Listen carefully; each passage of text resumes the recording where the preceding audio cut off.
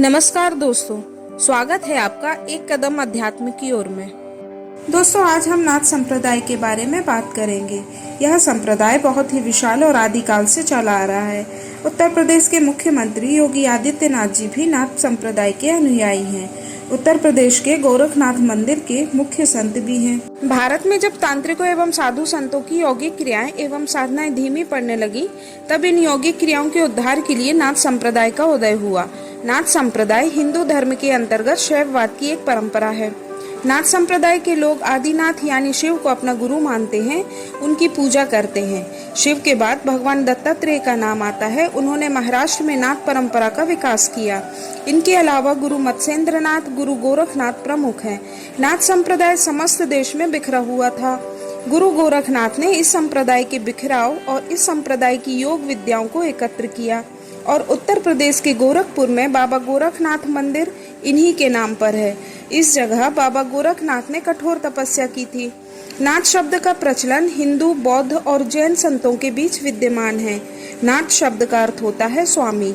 वैष्णवों में स्वामी और शैवों में नाथ शब्द का महत्व है। आपने अमरनाथ, केदारनाथ, बद्रीनाथ आदि कई तीर्थ स्थानों के नाम सुने होंगे।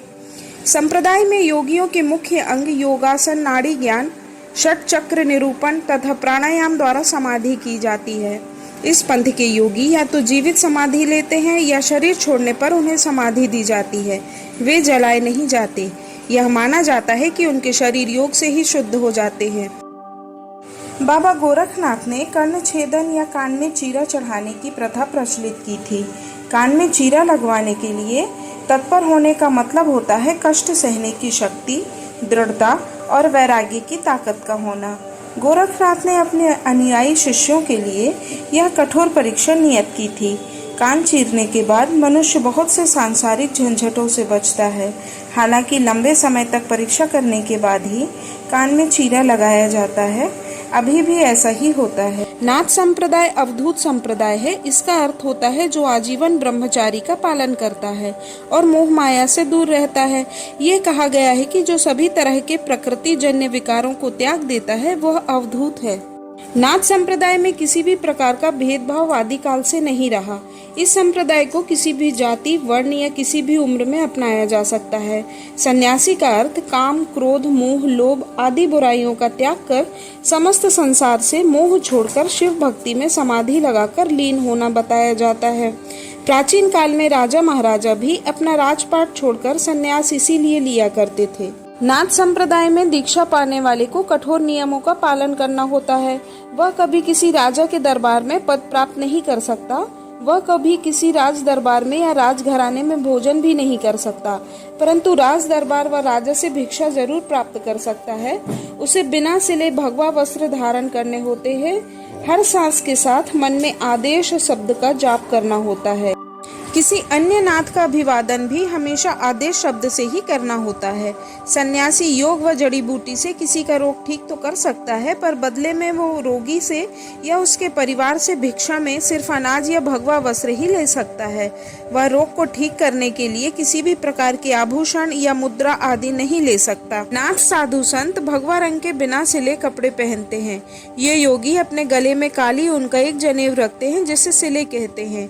गले में एक सींग की नादी रखते हैं। इन दोनों को सींगी शैली कहते हैं। उनके एक हाथ में चिमटा, दूसरे हाथ में कमंडल, दोनों कानों में कुंडल, कमर में कमरबंद होता है। ये जटाधारी होते हैं।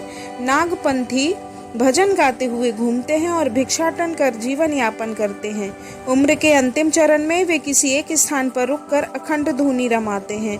कुछ नाथ साधक हिमालय की गुफाओं में भी चले जाते हैं। नाथ संप्रदाय की कुल देवी माता हिंगलाज देवी हैं। नाथ संप्रदाय के योगी एक दूसरे के अभिवादन के लिए अलख या आदेश शब्द का प्रयोग करते हैं। अलख और आदेश शब्द का मतलब होता है परम पुरुष। दोस्तों, उड़ीसा के नाथ संप्रदाय मठ के योगेश्वर महंत शिवनाथ कहते हैं कि तुलसी, कबीर, गुरु नानक देव से पहले भी नाथ संप्रदाय था। इस नाथ पंथ का प्रभाव समग्र भारतवर्ष पर था। देश के बाहर अफगानिस्तान, चीन, पाकिस्तान, म्यांमार, नेपाल, भूटान इन देशों पर नाथ संप्रदाय का प्रभाव रहा है। अभी रूस, ब्रिटेन, दक्षिण कोरिया सहित यूरोप के अन्य देशों में योग का प्रचार ज्यादा हो रहा है। दोस्तों, नाथ संप्रदाय बहुत ही प्राचीन एवं विशाल है। इसके बारे में जो थोड़ी बहुत जानकारी मुझे मिली, मैंने आप लोगों के साथ शेयर करने की कोशिश की है। दोस्तों, यह वीडियो आपको कैसी लगी, कृपया कमेंट करके ज़रूर बताएं और वीडियो को लाइक, शेयर और सब्सक्राइब जरूर करें। साथ ही बेल आइकन पर क्लिक करें। धन्यवाद। जय श्री राम।